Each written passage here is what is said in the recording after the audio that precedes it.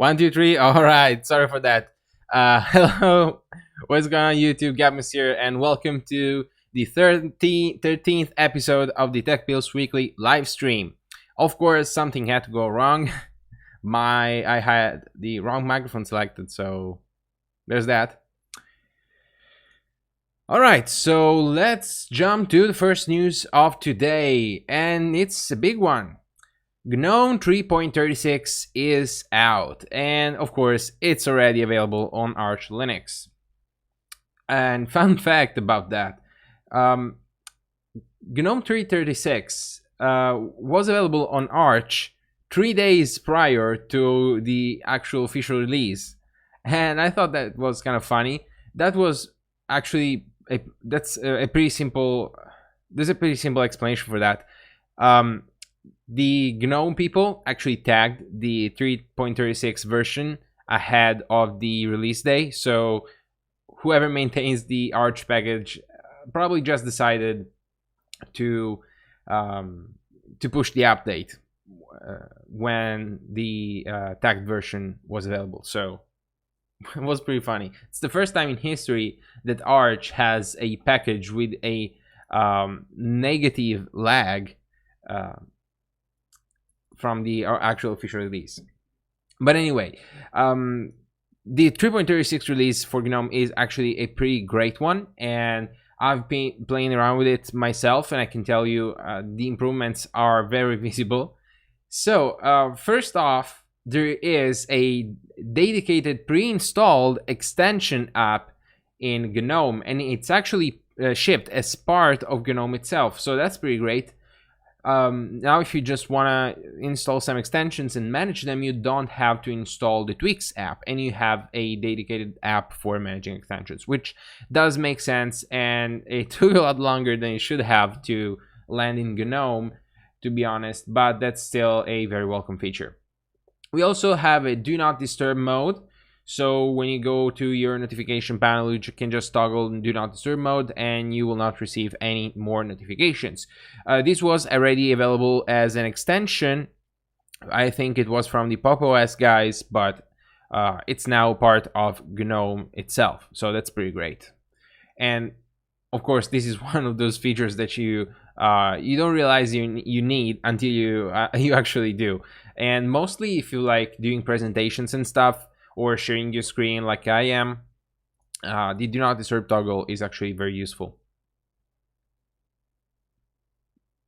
Next on, we have a new lock screen redesign, and we already talked about this in previous episodes prior to the official release of GNOME 3.36, but anyway, I'll just tell you anyway. The new lock screen is a lot more simple, and it uses as the background a blurred version of your desktop background, so that makes for a more cohesive and unified experience throughout the desktop. and the slide up animation and slide up motion you had to do previously to unlock your to go to the password prompt is now no longer necessary. You can just click the desktop or press any key on the keyboard and it will just go ahead and ask you for the password if you have a password unlock setup.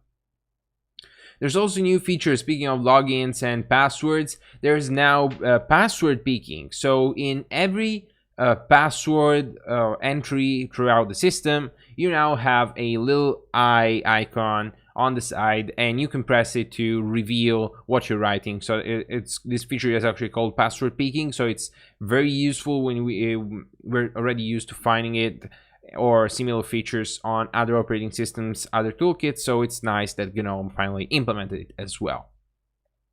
We also have some initial support for parental controls, mostly related to Flatpak, but not exclusively.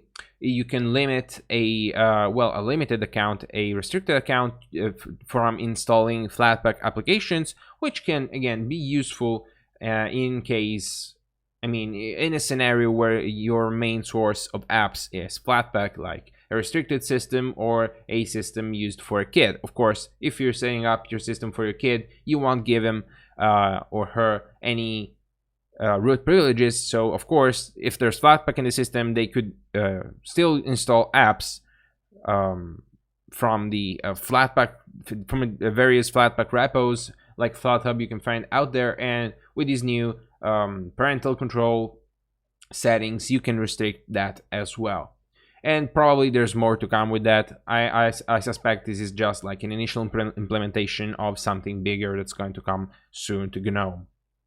We also have NVIDIA dedicated GPU launch option. This is again something we already talked about in a previous episode of the weekly live stream.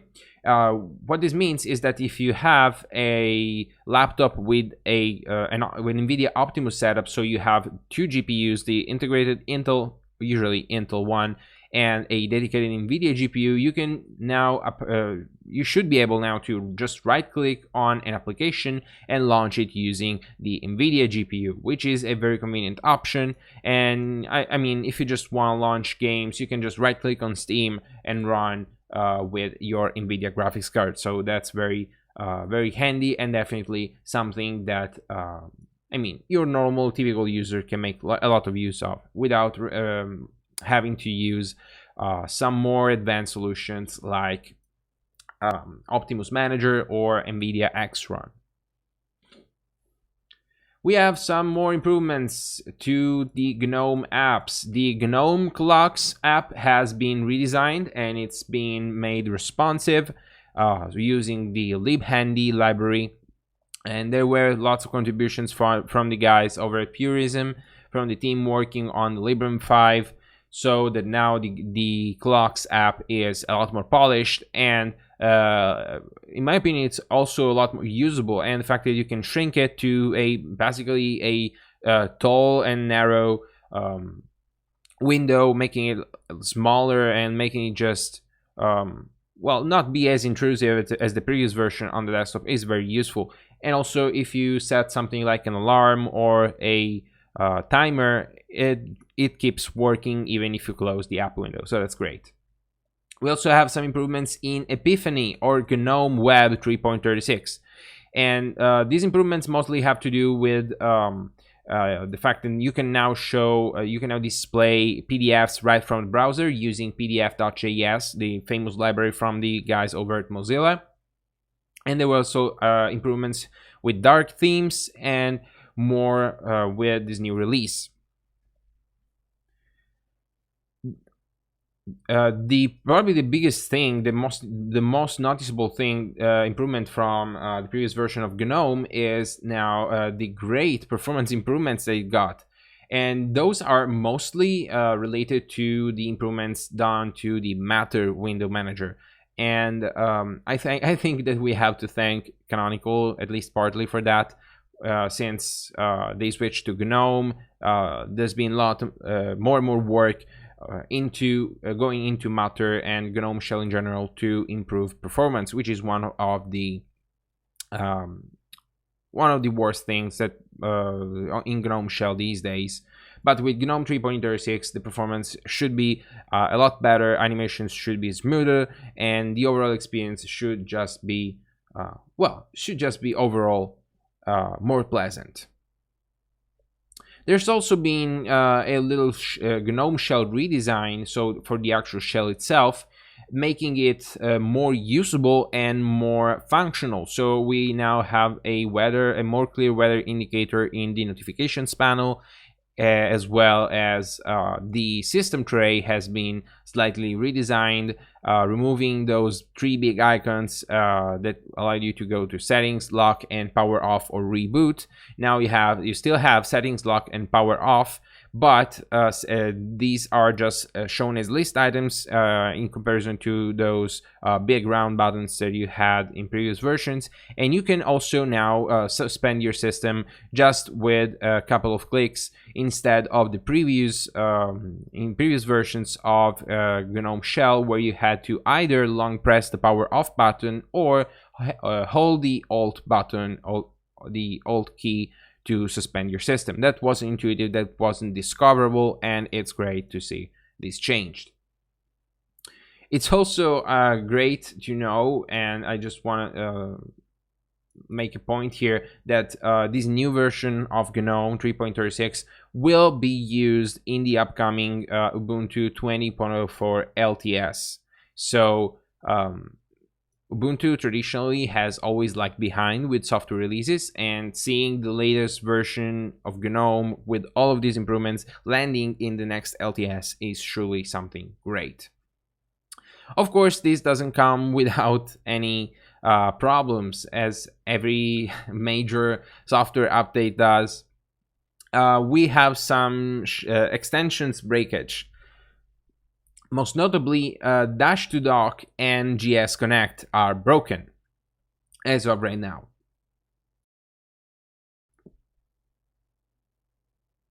Of course, there's work going on for improving compatibility with these extensions. They are working on getting the current bugs fixed. So probably when the Ubuntu 20.04 release comes out, this won't be a problem anymore.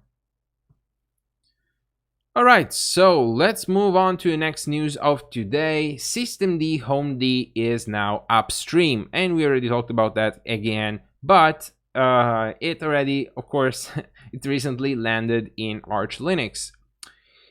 So what's the news here? There's not really that much new in this news item. I just wanted to make a shout out to the Reddit user NeoDeFox, because they decided to migrate their system to Systemd Homed, and in the process they also they described the process in the Reddit post they made, and they also drafted an article in the Arch wiki detailing the steps necessary to set it up on Arch. So it's great to see the Arch community in the front line as always, and I will definitely make a great use of the Arch wiki article when I try this out for myself. So expect a video on Systemd Homed on Arch very soon. Next up, GTK themes are dying, and we are talking about GNOME 3.36, and of course it's not all good news. Two of the most popular GTK themes out there, which are Adapta and now just now recently the Arc theme, are now looking for maintainers. So they are no longer developed or maintained by their original developers.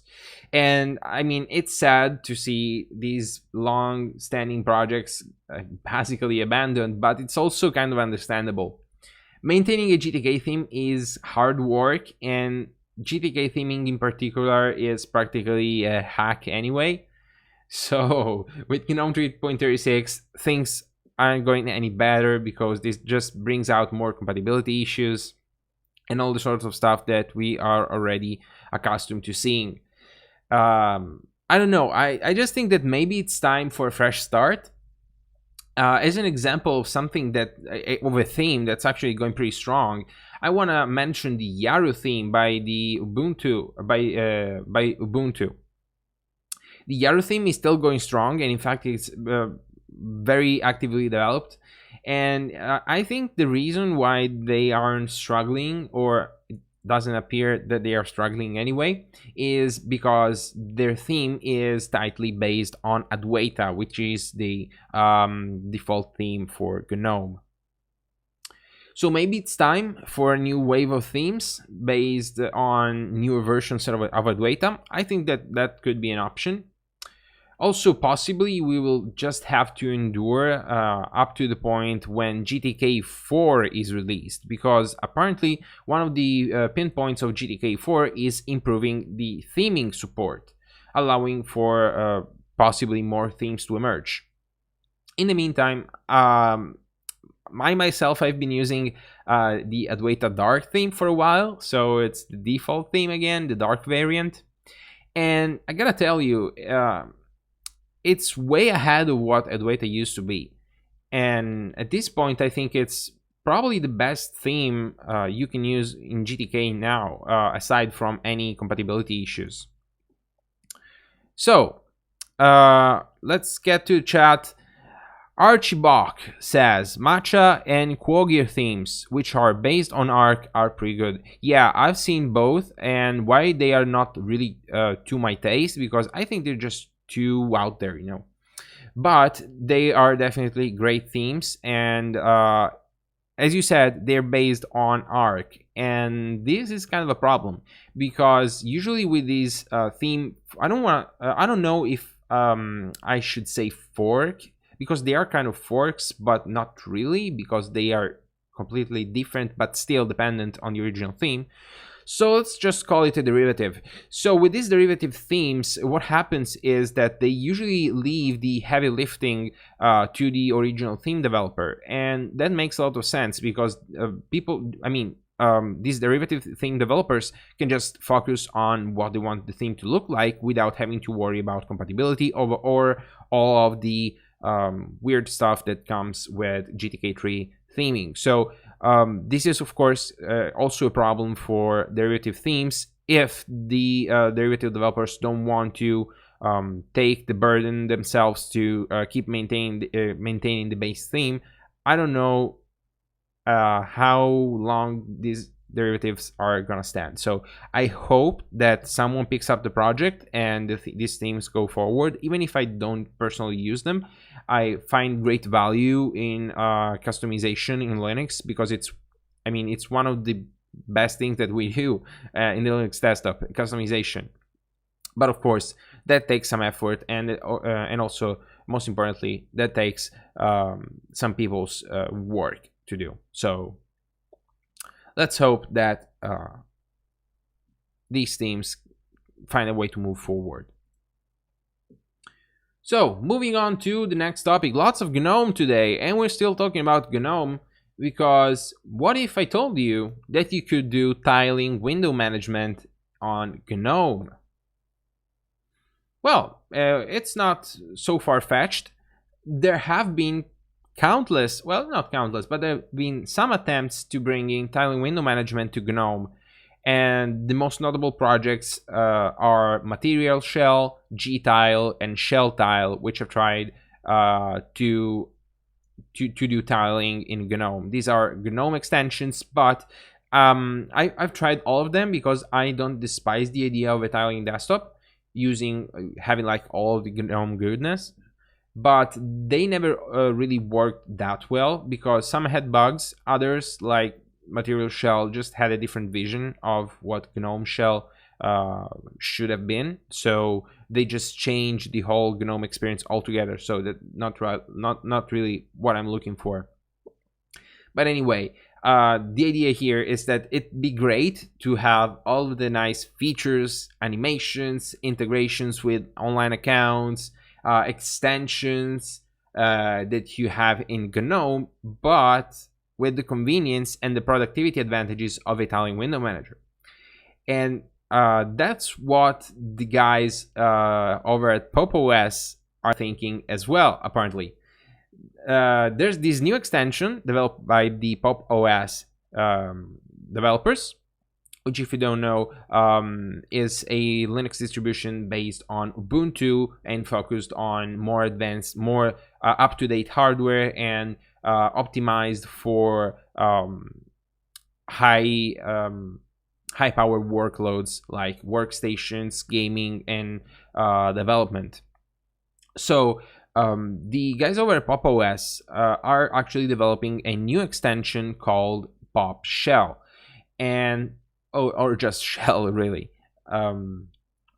So their idea is that they're building this extension as a sort of a prototype for testing the idea of having actual working and well integrated tiling window manager inside of GNOME, to be able to actually understand what works and what doesn't, and propose the change into GNOME itself. So that's actually pretty great, and I think that this could lead to a very welcome new feature in GNOME: tiling window management. Well, opt-in tiling window management, because I still think that stacking window management is the norm and is what the default should be. But having the option to enable tiling window management in a desktop environment so advanced as GNOME is really, in my opinion, a great idea, because, again, as I was saying before, the rationale here is having all of the goods of the full GNOME experience, but with basically i3 style tiling. And I've been trying this extension myself today, really. And I think it's still a little bit buggy. It's still rough around the edges, but I think it also already works pretty well for what it is. And I'll try to keep using it. Hopefully they'll keep moving forward and smooth out the experience. And I just gotta say, since I've been trying Zway, this Zway window manager, I've been more and more attracted to the tiling workflow, but I just don't like the bare bones style of something like i3 or again Sway. I just like all the fancy things that you can find in GNOME, but again, tiling is just so great. So having this feature inside of my favorite desktop environment, I think that's something that's worth working towards. So let's get back to the chat. And the Forum OS dev saying that feeling when there's an actively that feeling when there's an actively maintained fork of Arch. Yes, yet another fork. All right, that's great news. So hopefully they will keep moving forward and pushing Arch forward. So I didn't know about that. Thanks for sharing the news. So again, hopefully they can keep up with the development, because Arch was one of the greatest themes that I have ever tried, really, for GTK, and it'd be kind of a pity to see it go like that. Great work to the community as always. That's really the greatest thing about open source. If a piece of software is open source, it will never go to waste. Someone eventually will just pick it up and keep working on it, if there's interest, of course.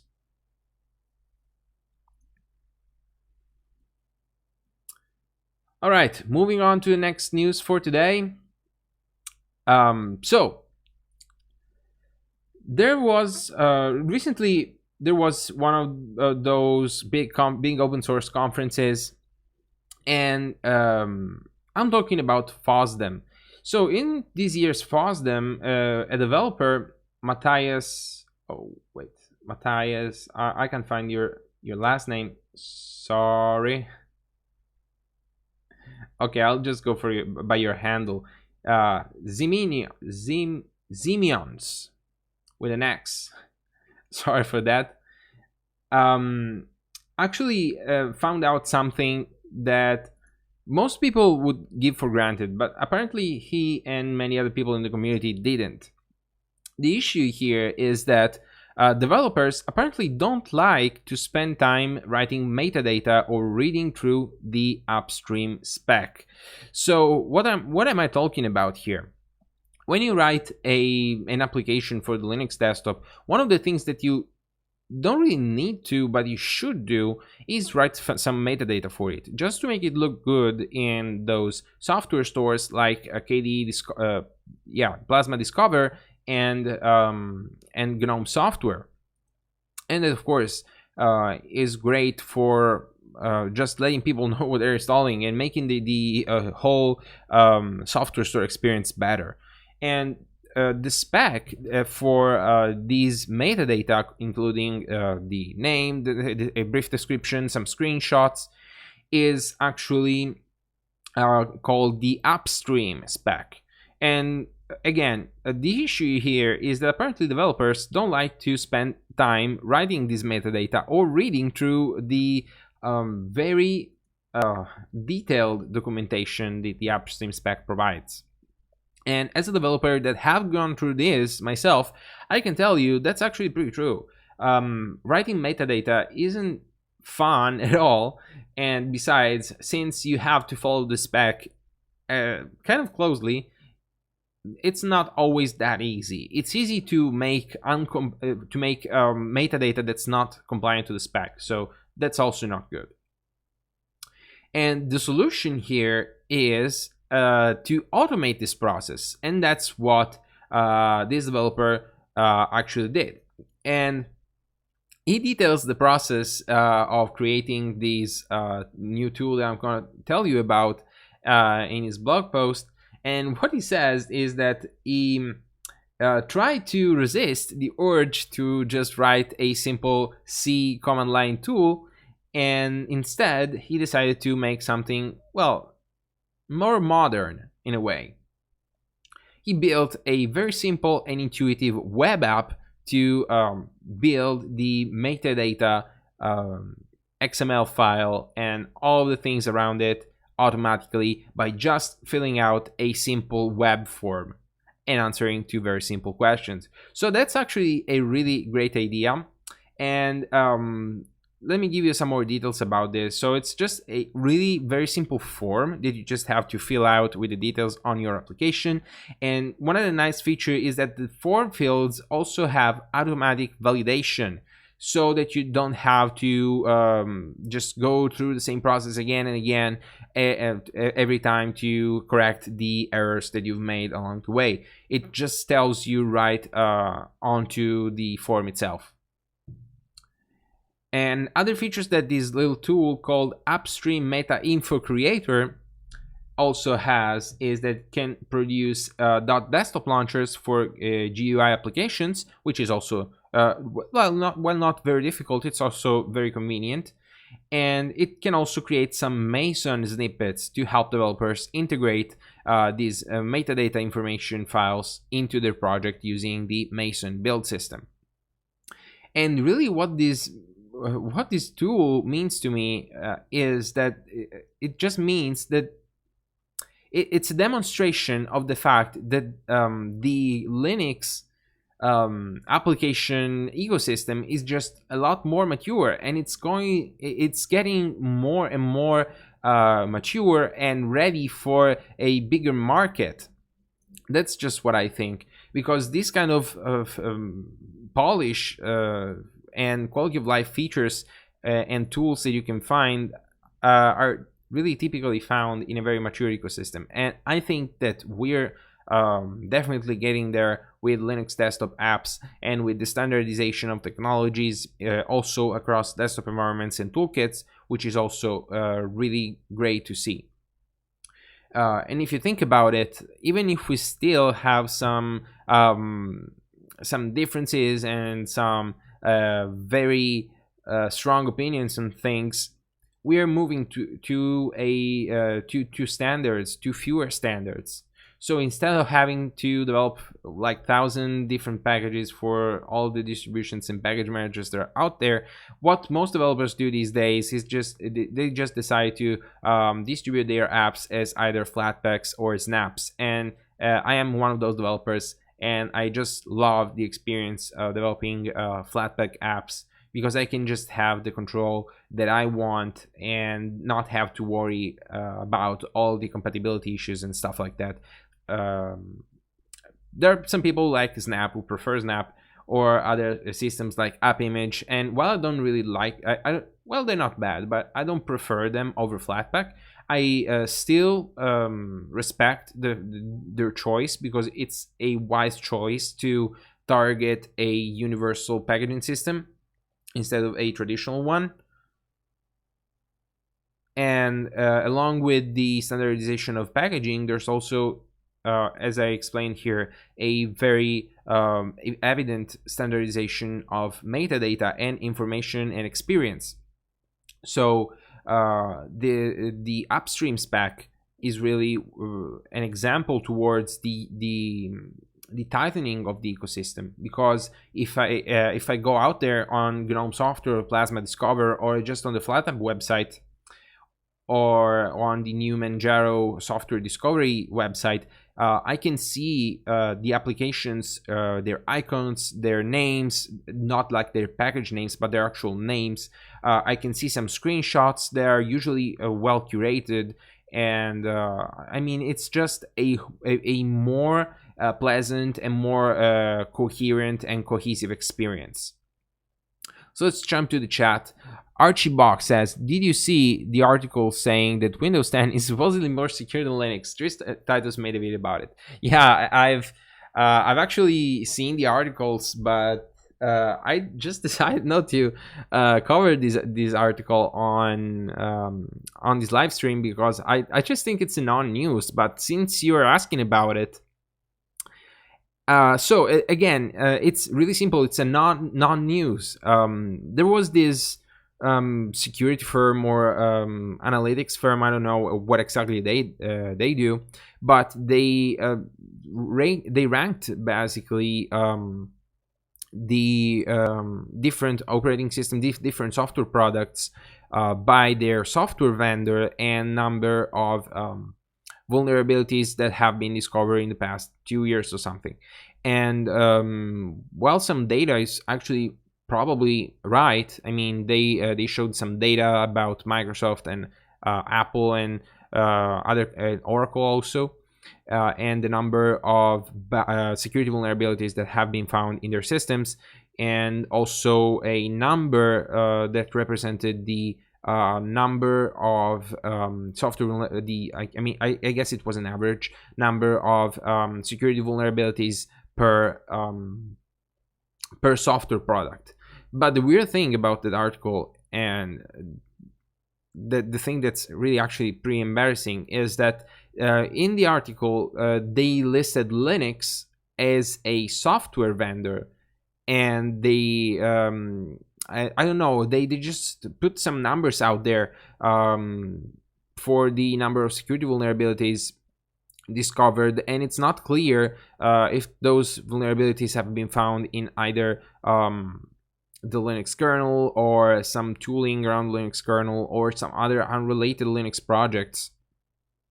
And since in their list apparently they just had like 17 products listed under the Linux software vendor, the number of security vulnerabilities per product in Linux resulted to something like 134 something, 130, and that was compared to like these two single or double digit numbers for the other software vendors. But that really doesn't make any sense in my opinion, and in everyone's opinion, apparently everyone that has any idea what he's talking about. Because first of all, Linux is not a software vendor. Linux is a kernel, and it's developed by a whole variety of companies and individuals out there. So it doesn't really make sense to call Linux a software vendor in the first place. And as it doesn't make sense, it also doesn't make sense to list any number of products as made by the Linux company, because there's no Linux company. I mean, there's the Linux Foundation, but I don't think that's what they're referring to. And I don't really know where those numbers come from. I don't really have any respect for these people that just put together numbers from I don't know where, and just, I mean, just to make some news, just to make some clickbait and get some money from advertisement. That's just something that it's really sad. This is the whole fake news thing that we're all living in these recent years. I mean, I don't have anything much to say about this. I mean, it's obvious that there are software vulnerabilities in Linux as well as they are in other products out there. But if you want to talk about security vulnerabilities, what I can tell you is that in most cases, when there is a security vulnerability in a Linux related project, like the kernel or a distribution or a package manager or a widely used command or daemon, like, I don't know, systemd, what happens is that first, those bugs are usually disclosed privately for like the first I don't know, they have some times they have some timings when they just know the news gets disclosed privately and then it gets disclosed to the masses. But when the news actually reaches the masses, what happens is that most of the time, I think 90% of the times, the bug is already fixed. So I wouldn't know about that. What I know is that as long as there's software, there are bugs, and as long as there are bugs, those bugs can be exploited to do malicious things, and that's just a reality of computers for what I can tell you. And the thing is, you just cannot write bug-free software. It's all about how you manage those bugs and how fast and how efficiently they're fixed before they actually get dangerous. Archibald also says, it was sketchy articles, no questions about it, but I see it as a sign that Linux is becoming more popular in the mainstream. Oh, well, yeah, I mean, that's an interesting side note. I mean, yeah, Linux is definitely becoming more popular in the mainstream. Not as popular as it could be, but that's our struggle as Linux advocates, really. That's not news to me. But yeah, I mean, I've been seeing lots of more Linux content out there, also from more mainstream media, notably from Linus, from the guys over at the Linus Media Group. You probably know Linus Tech Tips and the related channels. They've been pushing a lot more content about Linux recently, and I'm really happy to see that, because they are raising the awareness that this operating system not only does exist in the desktop, but it's worth it to talk about. And just today I was watching a video about they were testing like a cheapo $20 SSD, like one of those Chinese knockoff things. But anyway, the nice thing that I saw is that one of the guys that works there, Anthony, actually wrote a series of stress tests for SSDs. They also collected they collected some data to be plotted. So it was all done inside of Linux and with simple command line tools, and the fact that they're apparently not scared to use or to show the command line is also a very nice thing, because as we Linux users know, using the terminal doesn't have to be difficult. It's just another tool as any graphical application, and in some cases it's actually also easier than using a GUI. So I mean, yeah, there's definitely more awareness to the existence and the use of the Linux desktop. I don't know where this will go. Honestly, there's still lots of bad stuff happening in for the Linux desktop. Just the other day, I was reading about. I guess I could have included this in today's live stream, but I am now. So just the other day, I was reading about this game developer for a game that I really haven't heard of. It's apparently called Diabolical, and it's on the Epic Game Store. And this game apparently worked fine using Wine or Lotris, or anyway, it's basically in a way or another just Wine. And people were playing it on Linux. And the developer actually went out and publicly said in a video that the only reason the Linux gamers were able to play this game was because they were using a weak anti-cheat system, and that they were going to upgrade it to a stricter anti-cheat system, and that Linux gamers wouldn't be able to keep playing the game. And the very insulting thing is that he added something on the lines of just use Windows like the rest of the population.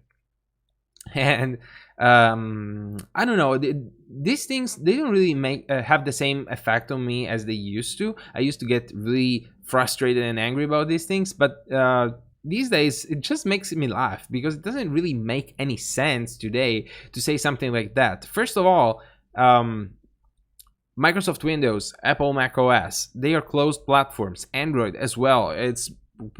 While it's open to some degree, it's still a very closed off platform. And the only really open platform that really allows developers to do what they want and to expand and go out of any boundaries is Linux. And other, Linux operating systems like BSD, I guess they count as well. But we're talking about Linux here.